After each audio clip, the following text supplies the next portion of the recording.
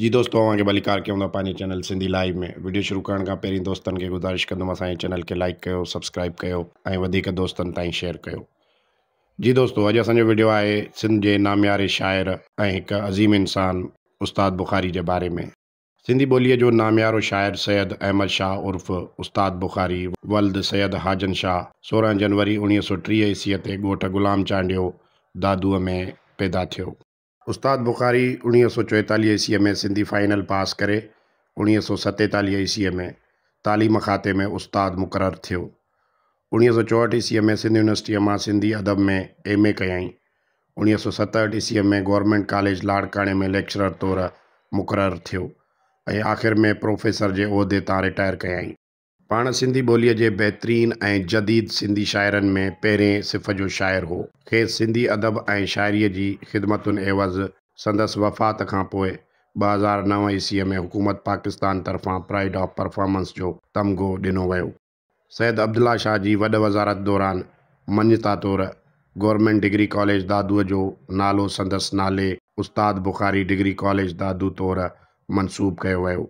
संदसि शाइरीअ जा केतिरा ई मजमूआ छपियल आहिनि, जिन जा नाला ही आहिनि: गीत असांजा, जीत असांजी, ही गीत गुलाबी ॿारनि जा, ओ तूं जो तूं, कूकण या कल्याण, सोचूं भुणका वाका, लहर लहर दरिया, कारे ककर हेठि, धरती सरती, ज़िंदगी ज़िंदगी, न कमु निबेरो न गमु निबेरो, जुस्तजू ला तक न तू, मांदी थी उन मारुई, वलवलो ऐं वोक, मेला मल हाला, वतन ऐं वेसाव, गुलदस्ते में गीत, बुख़ारीअ जा कता, पेर न हटनि पोइ ते, धूड़ दिल ते दर्द जी, घड़िया से चढ़िया, ही गजरा ही गोला, हड़ई हेज वतन जा, लहरे लहरे में लालाण, ॻाए पियो जाॻाए पियो, तुड़ तुड़ तेॾियां ॻाल्हियां। उन खां अलावा उस्ताद बुख़ारीअ जी शाइरीअ जी लुग़त अखर अखर आरसी उनवान सां अज़ीज़ किंगराणीअ तयारु कई आहे, जेका सिंधी लैंग्वेज अथॉरिटी 2009 में छपाए पधरी कई आहे। सिंधी ज़बान जो ही ॿ शाइर आख़िरी उमिरि में कैंसर जे मूज़ी मर्ज़ में वठिजी वियो ऐं उन ई मर्ज़ सबबि 9 अक्टूबर 1992 ईस्वीअ ते कराची जी अस्पताल में वफ़ात कयईं ऐं 10 अक्टूबर 1992 ईस्वीअ ते दादूअ में मिटीअ मां हवाले कयो वियो।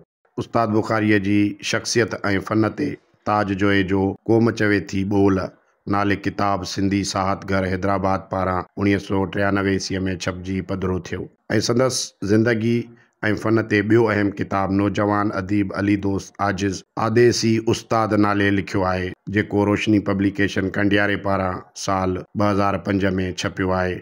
उन खां सवाइ उस्ताद बुख़ारीअ जी नसरी लिखणियुनि, इंटरव्यूनि, महाग वग़ैरह ते मुश्तमिल किताब आज़ाद अनवर कांदड़े तरतीब ॾेई समी दरिया समी सहरा उनवान सां कविता पब्लिकेशन पारां 2007 ईस्वीअ में छपायो आहे।